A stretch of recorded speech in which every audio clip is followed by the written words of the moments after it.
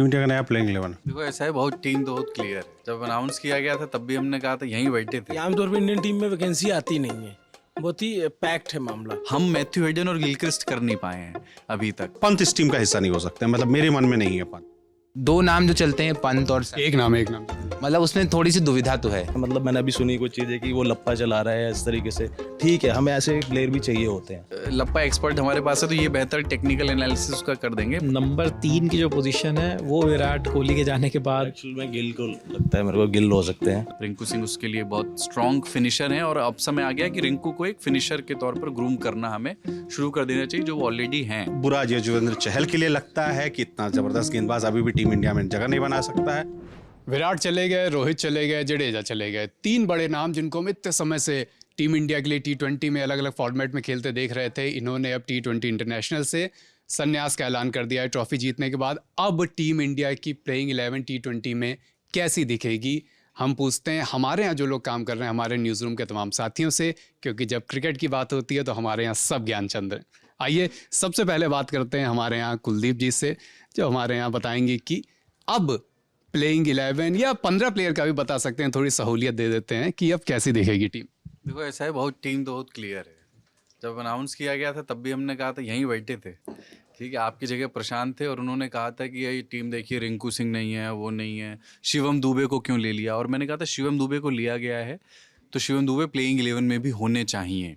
अगर उनको लिया गया है तो वो प्लेइंग 11 में रहे। उनकी यूटिलिटी क्या थी क्या नहीं, ये डिबेट का विषय हो सकता है, पर फाइनल में जो नॉक वो खेल के गए, छोटी हैंडी यूटिलिटी वाली चीज़। तो आज यहीं बैठ के गुरु हम टीम बता दे रहे हैं। ठीक है, तो टीम यशस्वी जायसवाल, और यहाँ पे मुझे पता है मैं ओपनिंग जोड़ी में एक विवाद पैदा कर रहा हूँ कह करके, क्योंकि अभिषेक शर्मा के फैंस अचानक से बहुत तेज़ी से बढ़ गए पिछले आईपीएल के बाद। पर यशस्वी जायसवाल और ऋतुराज गायकवाड़ को मैं ओपन करते हुए देखना चाहूँगा T20 में। और ये मैं एसोसिएट टीमों के खिलाफ की टीम नहीं बता रहा हूँ, जो कंपैरेटिवली हम अपनी बी टीम भेजते हैं, जिसमें दीपक हुड्डा और आवेश मुकेश 2 भाई जो हैं चले जाते हैं। ये मैं किसी अच्छे टूर्नामेंट में हमारी आइडियल T20 टीम कैसी होगी।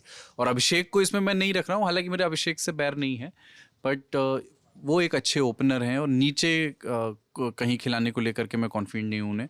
और मुझे लगता है ओपनिंग के पॉइंट ऑफ व्यू से ऋतुराज और यशस्वी का जो कॉम्बिनेशन है राइट लेफ्ट का, एक अति एग्रेसिव है और एक मॉडरेट है, जो एंकर का काम भी कर सकता है, जो विराट किया करते थे, और दूसरे का नेचर बहुत एग्रेसिव है। तो मैं यशस्वी ऋतुराज को ओपन करते हुए देखना चाहूँगा। बाकी तो चयन करताओं के ऊपर है। और 1 डाउन पंत आएंगे, उसको नहीं छेड़ना चाहिए अभी, है ना। और जो वो कप्तान या कम से कम उप कप्तान की दावेदारी में है, उनकी टीम में पक्की जगह है। कई लोग ये कह रहे हैं उनकी जगह संजू सैमसन को अब आ जाना चाहिए।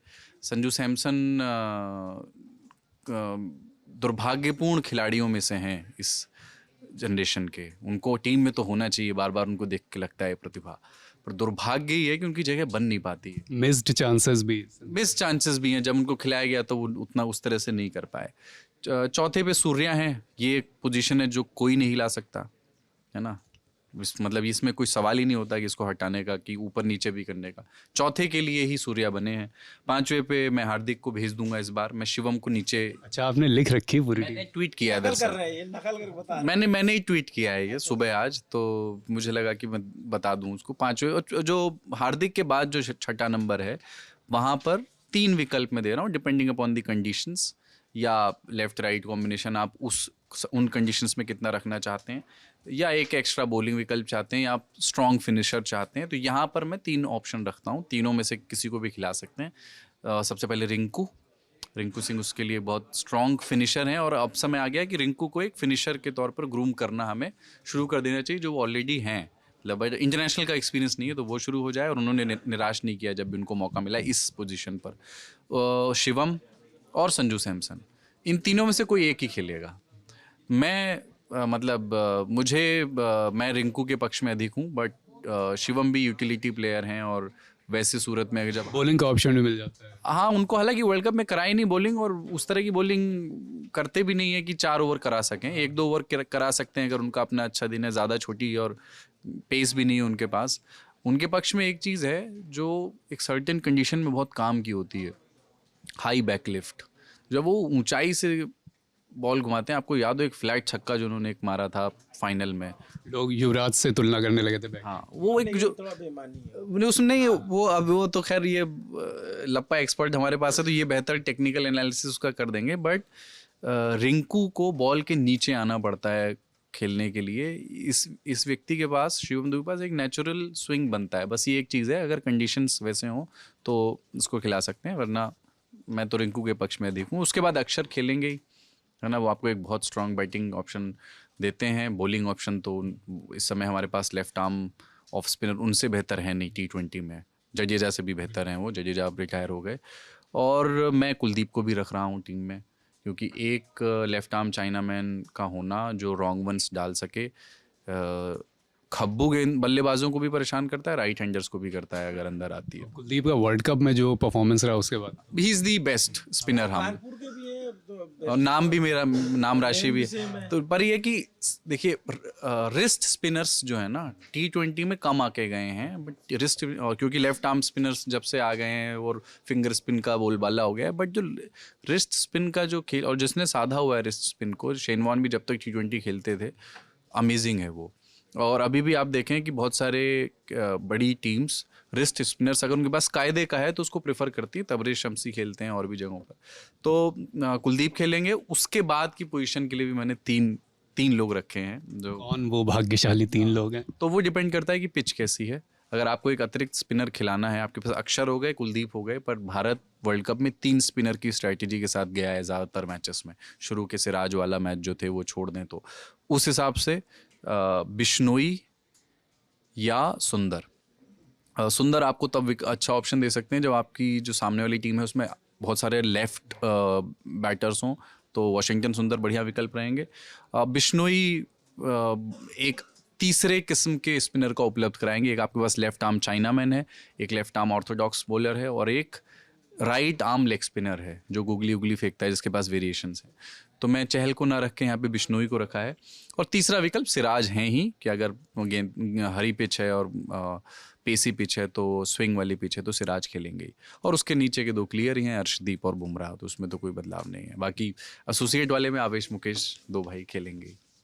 बहुत ही सदी हुई टीम। अब चलते हैं अभिनव के पास। मतलब मोटा मोटा टीम तो यही है, लेकिन जैसे ये पहली बात तो ये मतलब विगत कई सालों में हमको ऐसा नहीं याद आता कुलदीप कि एक साथ 3 बड़े प्लेयर छोड़ गए और 3 वैकेंसी आ गई। आमतौर पर इंडियन टीम में वैकेंसी आती नहीं है, बहुत ही पैक्ड है मामला।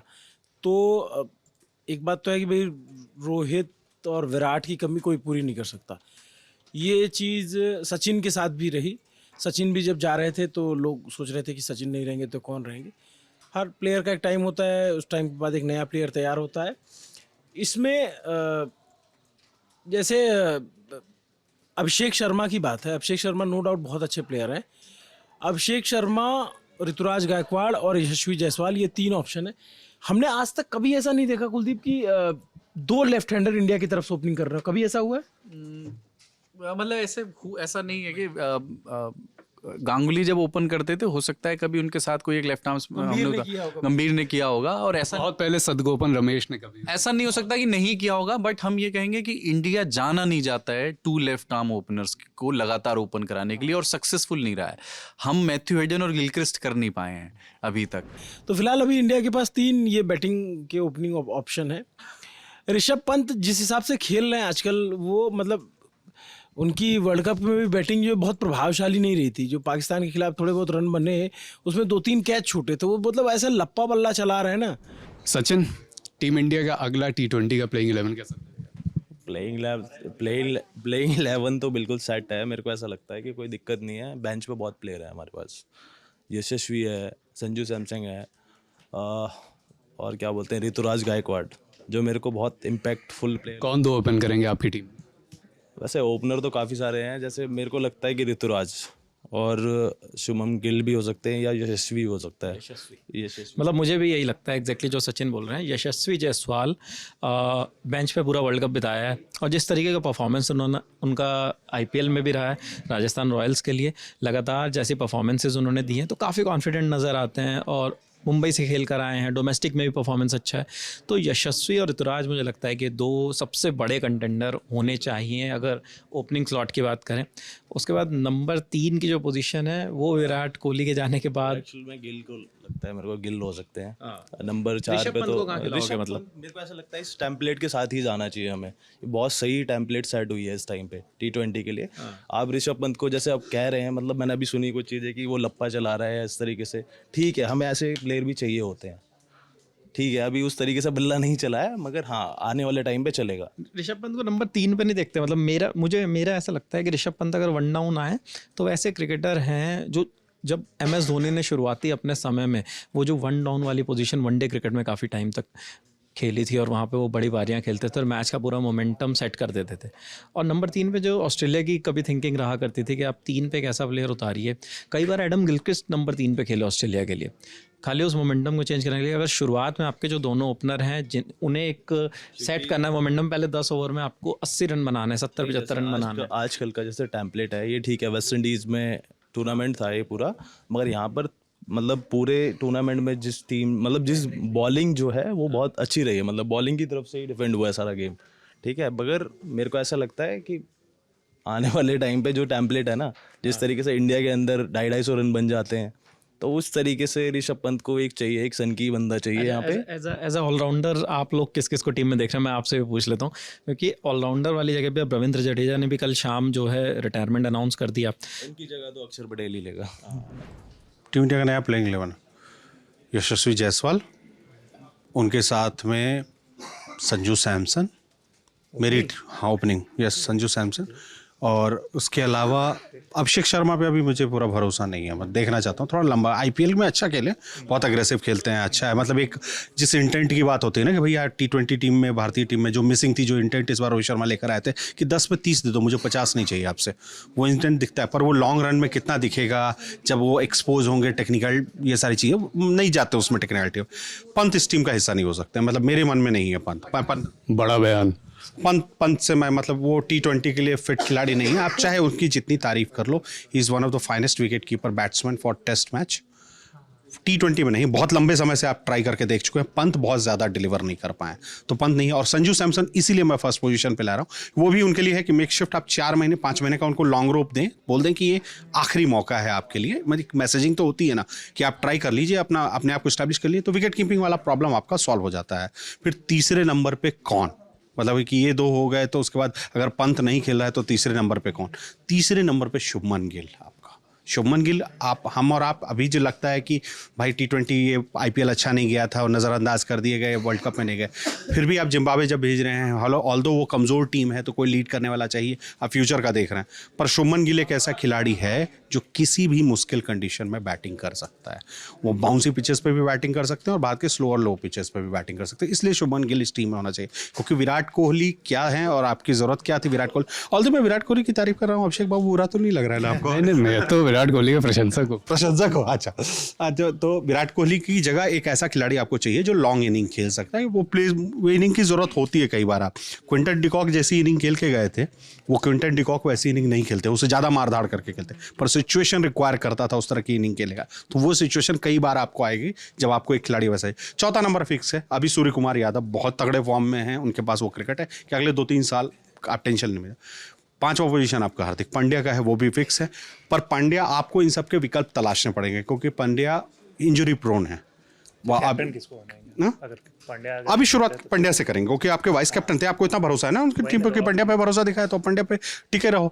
उसके बाद आप 6ठे नंबर पे आओगे कि 6ठे नंबर को, तो यहीं पे शिवम दुबे, क्या नाम मिस कर, शिवम दुबे, 1 मिनट 2 से शिवम दुबे का नाम आता है कि शिवम दुबे का ट्राई करें।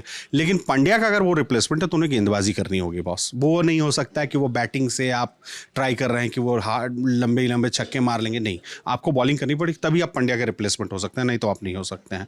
और 6ठे नंबर पर था आप, अब है कि जडेजा आपके पूरे कोर का लंबे समय तक हिस्सा रहे हैं कि प्लेइंग 11 का एक कोर बनता था, उसमें जड्डू होते थे, जड्डू का रिप्लेसमेंट हमें मिल चुका है, अक्षर पटेल। बापू अब हमारे रिप्लेसमेंट। अब अक्षर पटेल क्यों बुलाना उनको, बापू है, बापू रिप्लेसमेंट मिल चुका है, बापू खेलेंगे और बापू लंबे समय तक खेलेंगे। वो लगभग अब तय हो गया क्योंकि बापू ने अपनी बैटिंग में बहुत इंप्रूवमेंट किया और बाबू के अलावा अब आप आ गए कि अगला पोजीशन एक और एग्रेसिव बैट्समैन जो बॉलिंग कर सकता है। हमारी टीम में बहुत लोगों ने वाशिंगटन सुंदर का नाम लिया है, वाशिंगटन सुंदर का नाम लिया है।